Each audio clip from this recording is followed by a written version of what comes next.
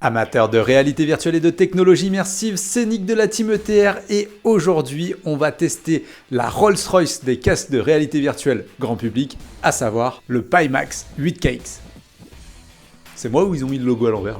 Et avant de débuter le test, je voulais déjà commencer par remercier la chaîne YouTube Le Bois Racing qui a la gentillesse de me prêter ce casque quelques jours pour que je puisse l'essayer. Je vous mets bien sûr le lien de sa chaîne dans la description si vous voulez aller lui faire un petit coucou. Et comme d'habitude on commence par le unboxing, vous allez voir que ça va aller très vite. On trouve dans la boîte les petits guides d'accueil, comme d'habitude, et à l'intérieur on va juste trouver notre Pimax 8KX qui se présente sous cette forme. Ça fait un beau bébé quand même. Allez, je profite de mon arrivée dans le laboratoire pour vous présenter très rapidement ce casque. Sa particularité à ce Pimax 8KX, comme vous pouvez le voir déjà, c'est qu'il a une forme assez particulière. En effet, il contient deux dalles 4K assez larges qui vont être positionnées avec un certain angle qui vont permettre notamment d'obtenir un meilleur champ de vision que dans les autres casques de réalité virtuelle. Deux dalles 4K, donc très largement définies, on parle d'environ 4000 pixels à l'horizontale par 2000 pixels à la verticale à peu près, et tout ça cadencé à 75 images par seconde. 75 images par seconde par contre c'est pas génial, on va pas se mentir, c'est l'équivalent d'un Oculus Quest 1, quasiment. Autant dire que sur les casques de réalité virtuelle sortis récemment, on est plus habitué à avoir du 90 images par seconde, voire même du 120 ou du 144, ou même encore plus sur certains. Donc sur ce point-là, c'est pas génial, mais je le rappelle, on a deux dalles 4K qu'il va falloir aller alimenter, donc ça va déjà être assez exceptionnel d'aller envoyer deux images de cette définition sur ce casque-là, sans choisir l'option d'upscaling, donc sans choisir d'envoyer une image moins définie et de la faire grossir sur les écrans. On parle vraiment d'envoyer deux images 4K différentes à l'intérieur du casque. Alors bien évidemment, on pourrait se dire qu'on va avoir une netteté de fou. C'est ce qu'on va aller vérifier tout de suite dans le test de netteté. Pour rappel, ce test, très simplement, vous pourrez aller voir le test du HP Reverb G2 si vous voulez plus de détails sur ce test.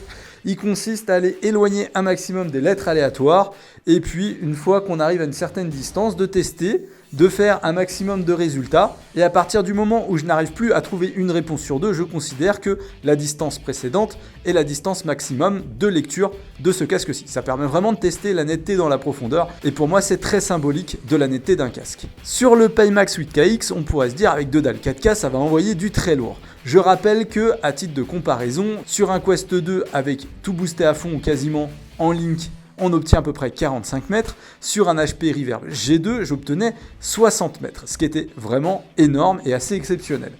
Sur le 8KX, j'arrête tout de suite le suspense, je suis à 45 mètres. Oui, l'équivalent d'un Quest 2. Alors ça, c'est en définition considéré comme native, c'est-à-dire un ratio de 1 en termes de netteté à l'intérieur du casque. On peut booster ce ratio pour obtenir plus de netteté, mais auquel cas, on va perdre en performance. Donc j'ai testé de booster davantage ce ratio. Avec un ratio autour de 1,25 de ce qu'on appelle du super sampling, j'arrive à peu près à une lecture de 50 mètres, ce qui nous place donc, ça y est, au-dessus d'un Oculus Quest 2. Avec un ratio de à peu près 1,50, ce qui sera vraiment le grand maximum que j'arriverai à faire tourner dans la plupart des jeux. Et de toute manière, après, je n'ai plus observé, même en forçant la main, de netteté supplémentaire à distance. J'arrive à peu près à 55 mètres. Donc un poil en dessous d'un HP Reverb G2, notre nouvelle référence en termes de netteté au centre de l'écran. Bien sûr, on pourrait se demander comment ça se fait, qu'on a moins de netteté qu'un HP Reverb G2 avec pourtant de meilleures dalles. C'est tout simplement, comme je le disais, puisque on va avoir un plus grand champ de vision et donc une image plus étirée et donc potentiellement une perte de netteté au centre. Mais enfin, si vous arrivez à tenir ce ratio de super sampling à 1,50 et donc obtenir l'équivalent de cette netteté à 55 mètres, autant vous dire que c'est quand même assez génialissime. Et puisque c'est son point fort, je vous propose d'aller tout de suite tester et mesurer son champ de vision. Donc on va tester vraiment, grâce à ces mesures-là, le champ de vision maximum, grâce aux petits points qu'on va aller écarter, à l'horizontale, mais aussi à la verticale, et vérifier qu'on arrive à peu près sur des ratios cohérent par rapport à ce que nous annonce Pimax. Donc Pimax, pour info, nous annonce 200 degrés de champ de vision en diagonale. Un tel ratio en diagonale signifie que généralement, quand on fait de réels tests, on se retrouve sur le champ de vision horizontal à peu près 160-170 degrés de champ de vision. On vérifie ça tout de suite, mais juste avant, je précise que le champ de vision du Pimax 8KX dépend de 3 modes. On va avoir un champ de vision très réduit pour gagner énormément en performance et éviter à ceux qui souffrent d'un champ de vision trop large de trop souffrir, on verra qu'il sera quand même supérieur à celui de la plupart des casques de réalité virtuelle du moment. On a un champ de vision qui considère médium, qui est une espèce de compromis entre un champ de vision large de meilleure performance et le fait d'éviter les dégradations qu'on peut avoir sur le côté des lentilles. Et enfin, on a un champ de vision extra large, sans plus aucun filtre. Allez, on teste les trois. Et donc comme vous pouvez le voir dans ces mesures, le Pimax 8KX est vraiment un champion en matière de champ de vision, puisque son champ de vision le plus réduit mesure quand même 120 degrés de largeur. En champ de vision topé en médium, on est à 140 degrés de champ de vision, ce qui est très très bien. Et enfin, en large, on est vraiment à 160 degrés de champ de vision. Et ça, il faut bien reconnaître que c'est topissime, c'est dans ce qui se fait de mieux aujourd'hui en réalité virtuelle. Alors le champ de vision humain est plus large que ça, hein. On est au-dessus des 200 degrés avec le champ de vision périphérique. Mais on s'y rapproche quand même fortement. Ça veut dire que vous continuerez à avoir de légères bandes noires sur les côtés, mais vous aurez quand même une image qui est largement plus large que celle que vous avez habituellement sur vos casques de réalité virtuelle. J'en profite pour présenter de nouveaux tests. Donc on a notamment le test des lentilles, parce que c'est bien beau d'avoir un grand champ de vision, mais si les lentilles ne sont pas de bonne qualité, l'intérêt va être quand même nettement limité. Les lentilles, je rappelle, c'est du Fresnel, donc ces fameuses lentilles avec pas mal d'auréoles. L'inconvénient de ce type de lentilles, c'est que généralement elles laissent fuiter la lumière et donc on a ce qu'on appelle du glaire, du bavement de lumière. Allez, on regarde avec un texte. La diffusion de lumière autour des zones lumineuses, bien évidemment, est marquée du fait de la technologie, mais on est dans ce qui se rapproche d'un Oculus Quest 2 ou d'un Rift S. Bref, on est à peu près dans la norme. L'inconvénient par contre que j'ai remarqué avec ces bavements de lumière du Pimax 8KX, c'est qu'on a une espèce de flair. Donc ça fait comme des rayons de soleil qui se diffusent dans les deux lentilles de chaque côté. Et donc là par exemple si je regarde le texte, j'ai comme un effet miroir, atténué bien évidemment, mais comme si j'avais le texte qui apparaissait à gauche et à droite très légèrement de façon lumineuse. Et ça c'est pas génial. Bon, je vous rassure, en jeu, franchement, c'est quand même assez faiblement perceptible cet effet-là. Mais tout ça pour remarquer que ce n'est pas non plus les lentilles les meilleures qu'on puisse avoir aujourd'hui sur le marché.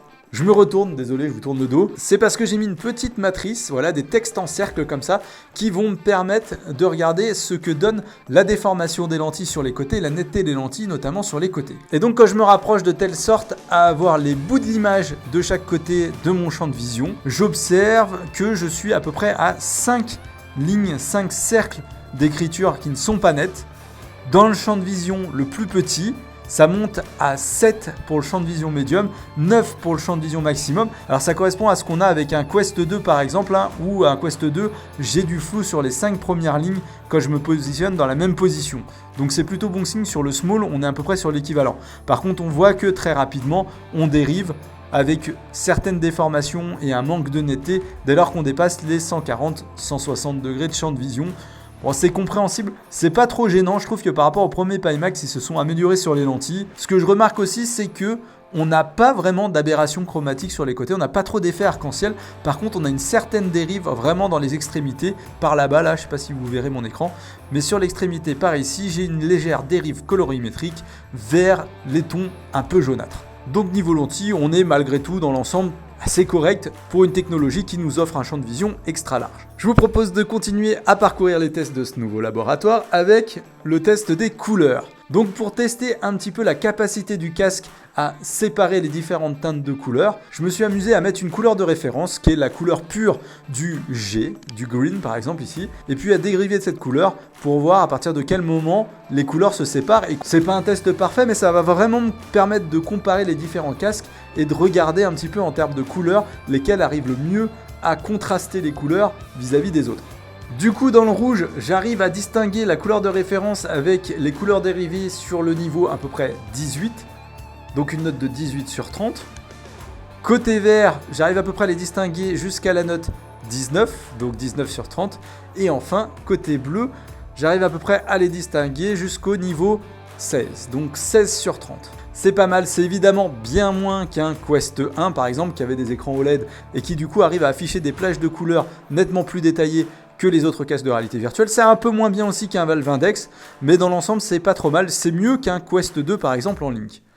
Ce que je regretterais juste au niveau des couleurs, c'est simplement qu'on a l'impression de temps en temps aussi qu'elles sont un peu délavées et qu'elles tournent vers le jaune-vert de temps en temps.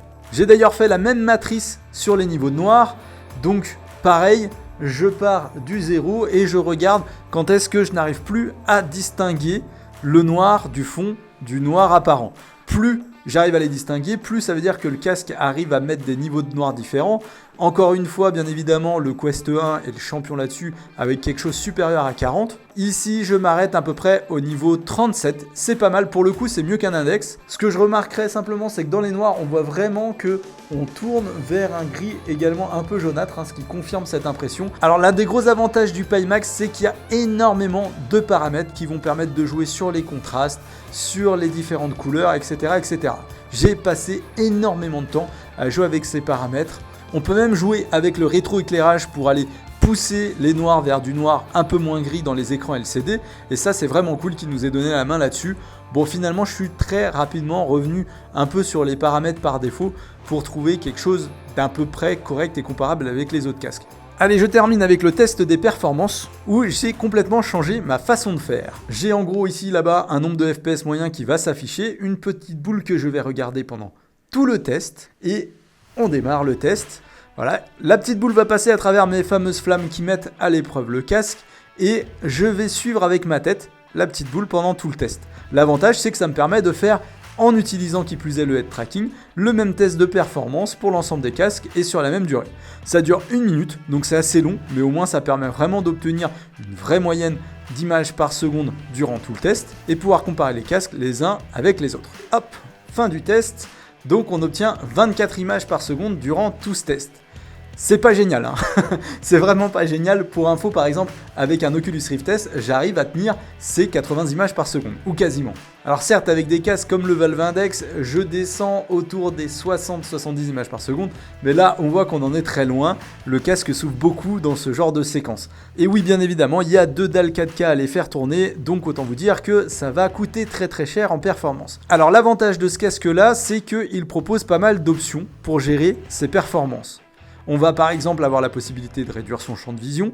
On va aussi avoir la possibilité de faire un rendu fixe fovéal, c'est-à-dire en gros de faire beaucoup de netteté au milieu et beaucoup moins sur les côtés, avec une vraie séparation qui va un petit peu s'observer en fonction du niveau de rendu fovéal fixe qu'on va aller mettre dans le casque, mais ça a l'avantage de faire gagner quand même un certain nombre d'images par seconde et donc des fois d'arriver au niveau de fluidité attendu. J'ai joué énormément avec tous ces paramètres. Pour tout vous dire, pour ce test, pour le test de ce casque, j'ai dû passer 3 fois plus de temps à jouer avec les paramètres du casque, tellement il y a de possibilités à travers soit l'outil PyTool sur PC, soit l'outil, la nouvelle version qu'ils ont faite en réalité virtuelle. Tout ça c'est très très cool parce qu'il y a vraiment énormément de paramétrage possible, mais du coup j'ai passé un temps fou, monstrueux à jouer avec tous ces paramètres pour à chaque fois essayer de trouver le bon compromis entre différents paramètres que sont le champ de vision, sa taille, est-ce que je le prends petit, moyen ou grand, la définition de rendu, est-ce que je pars sur une définition de 1, donc de 100%,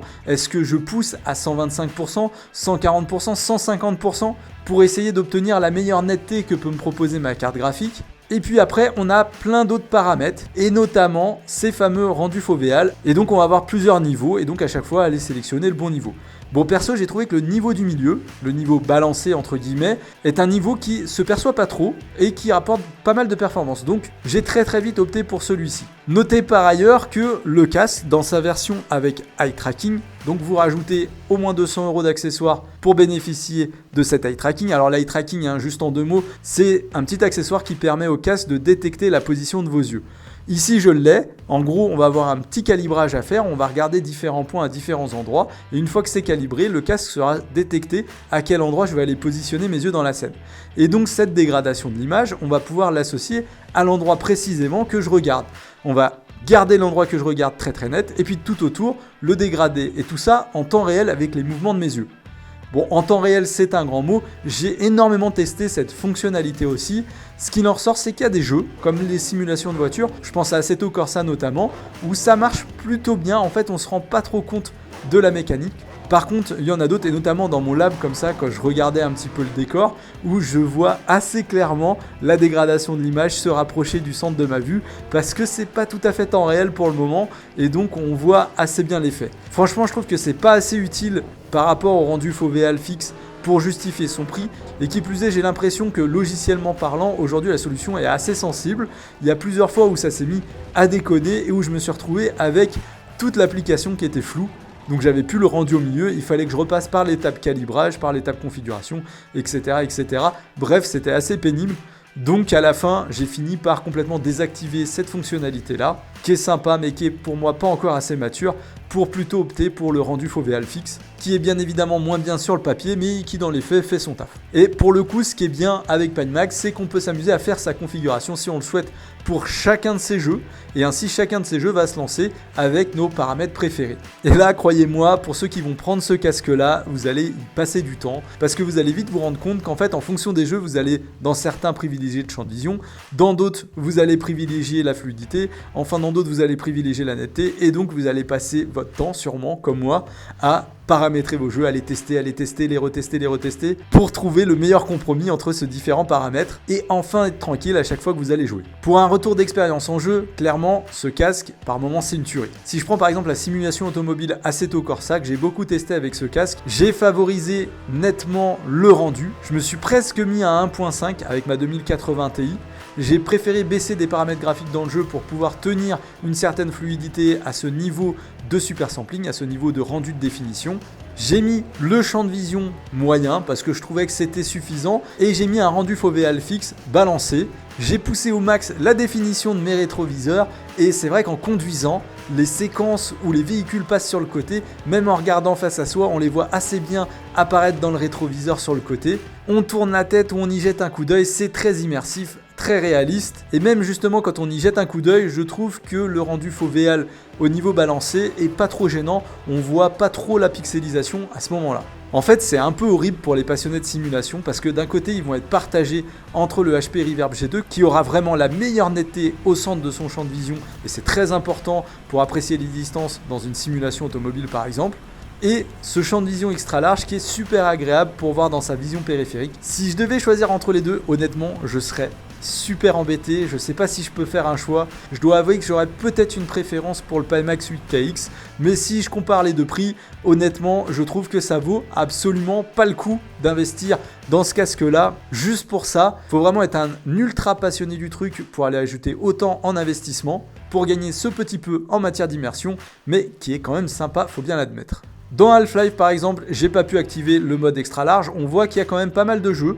J'ai testé aussi par exemple Ragnarok qui est sorti récemment, où visiblement le Pimax il est pas supporté encore, je pense qu'il y a encore quelques drivers à les mettre à jour dans tout ça. Bref, on voit que logiciellement ça avance côté Pimax, j'ai notamment apprécié cette version en réalité virtuelle de leur interface, mais on voit quand même qu'on est loin de la perfection et qu'il y a encore matière à faire. Deux autres séquences que j'ai particulièrement appréciées, Beat Saber avec le champ de vision extra large et là pour le coup j'ai pu super sampler avec une définition de rendu en 2.0, c'était très net, très proche d'un HP Reverb G2 et ça sur un champ de vision juste oufissime. Là on a de vrais moments d'immersion, on se croirait vraiment à l'intérieur de la scène, on n'a pas ce côté un peu fermé et cloisonné des autres casques de réalité virtuelle. Certes, je le répète, on a toujours de légers beurre noir, on a toujours un léger effet de gris, il n'a pas totalement disparu non plus, mais vraiment avec ces niveaux de définition et ces niveaux de champ de vision, on a une immersion, c'est une dinguerie. Assez incroyable aussi dans l'expérience technologique The Blue, où là j'avais carrément l'impression d'être en plongée totale. On a de plus en plus de mal à se dire qu'on est en réalité virtuelle, on a vraiment la sensation par moment de vivre une vraie séquence à l'intérieur d'un aquarium ou à l'intérieur, comme ici, de fonds marins exotiques. Allez, tout ça c'est bien beau, je vais aller rééquilibrer tout ça avec 2-3 points qui fâchent. Un des premiers points, c'est ici j'ai rajouté un petit test sonore. En fait, la petite colonne qu'on voit ici dégage un son de sabre laser, en gros. C'est ma passion de Star Wars qui revient.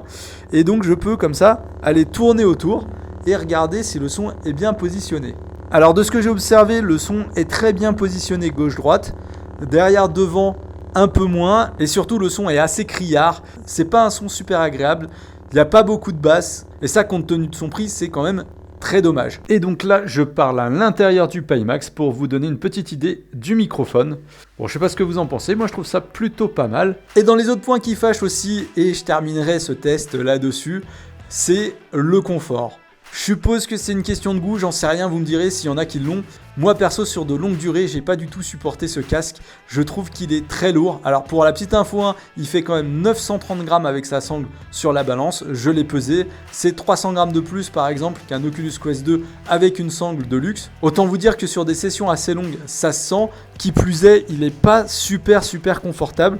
La mousse faciale d'origine est pas très agréable et le maintien à l'arrière aussi gêne un peu dans la nuque. Je me suis fait toute une soirée à jouer à Ragnarok avec le casque pour le tester. À la fin de la soirée, j'avais mal au cervical, je vous raconte même pas. Je sais pas quel look aura ma tête ici, mais vous voyez, ça fait maintenant un petit moment que j'enregistre. Vraiment, je pense que j'ai quelques marques parce qu'on sent que si vraiment on veut que ça tienne, on est obligé de serrer sur le visage, c'est pas super agréable. Serrer à l'arrière, derrière aussi, ça gêne un peu, on sent qu'on est serré. Je le redis, le confort, en ce qui me concerne en tout cas, je l'ai trouvé pas vraiment top. Et donc pour conclure sur ce casque, je dirais que il va être intéressant pour une certaine gamme de joueurs, avant tout des joueurs qui sont pour moi très expérimentés en réalité virtuelle, qui adorent bidouiller dans les paramétrages pour trouver la meilleure expérience possible visuellement parlant. Et vous l'aurez compris, on parle vraiment de meilleure immersion visuelle, puisque d'un point de vue sonore, à moins que vous changiez les écouteurs par les vôtres, il y a 2 petits ports jack qui vous permettent de faire ça, vous aurez clairement pas la meilleure expérience avec ce casque. Et d'un point de vue confort, ça sera pas génial, surtout si vous jouez debout. J'aurais donc du mal à dire à qui s'adresse ce casque-là, peut-être l'amateur de simulation qui cherche le niveau d'expérience plus, qui cherche aussi un truc différent du HP Reverb G2 ou qui a été trop limité par son champ de vision ou celui de l'index, ou le joueur super aguerri en réalité virtuelle qui veut quelque chose de nouveau avec un champ de vision beaucoup plus large. Sur le champ de vision, c'est clairement leader, vous ne serez pas déçu sur ce critère-là. Surtout que les lentilles se sont un peu améliorées par rapport au précédent modèle et donc on commence à arriver sur quelque chose de tout à fait raisonnable, même si attention car j'ai trouvé que ces lentilles sur ce champ de vision, par moments ça a fatigué un petit peu mes yeux. Ah, et en parlant des yeux, j'ai oublié d'en parler, mais bien évidemment il est possible de régler l'intervalle pupillaire. D'après les stats sur les sites, ça va de 55 à 75 mm. Dans les faits, à l'intérieur du casque, ça va de 60 à 70 mm. Mais c'est vrai qu'on peut continuer à tourner la molette un peu en avance, un peu après. Et surtout, il y a plein de réglages possibles d'un point de vue software à l'intérieur du logiciel. Et donc, je pense que pour ceux qui ont des intervalles pupillaires des extrêmes, c'est peut-être les Pimax qui vous conviendraient les mieux actuellement. Je suis pas dans ce cas-là, je peux pas le confirmer, mais je pense vraiment qu'ils donnent une certaine latitude. Petite remarque quand même, personnellement je suis à 62 mm normalement d'écart pupillaire et j'ai remarqué que j'étais un peu plus confort entre 60 et 61, donc je suis pas certain de leur précision de mesure. Et pour les porteurs de lunettes, ce que j'ai remarqué d'après mes tests, c'est comme d'habitude, pour des lunettes assez fines, ça passera sans problème. Dès que vous allez arriver sur des montures un peu plus larges, ça va devenir très compliqué. Même si là encore, c'est dans les casques qui présentent peut-être le plus d'espacement pour pouvoir y passer ces lunettes. Si on serre bien le casque, on a un bon masquage de la lumière entrante sous le nez. Je l'aperçois pas, ici elle est très masquée, il n'y a pas de souci. Et donc voilà pour ce test du Pimax 8KX, j'espère qu'il aura répondu à toutes vos questions, au moins la majorité. N'hésitez pas à m'en poser si vous en avez d'autres dans le chat, dans les commentaires, je vais essayer d'y répondre. Encore merci à Le Bois Racing pour le prêt du casque, n'hésitez pas à aller lui faire un petit coucou et un petit merci sur sa chaîne YouTube. C'est grâce à lui si aujourd'hui j'ai pu tester ce casque qui est très compliqué à trouver vu les délais de livraison de Pimax. Bien sûr, n'oubliez pas de vous abonner aussi à notre chaîne si ce n'est pas encore déjà fait. Et moi je vous dis à très bientôt pour prochaines aventures en réalité virtuelle. À bientôt les amis.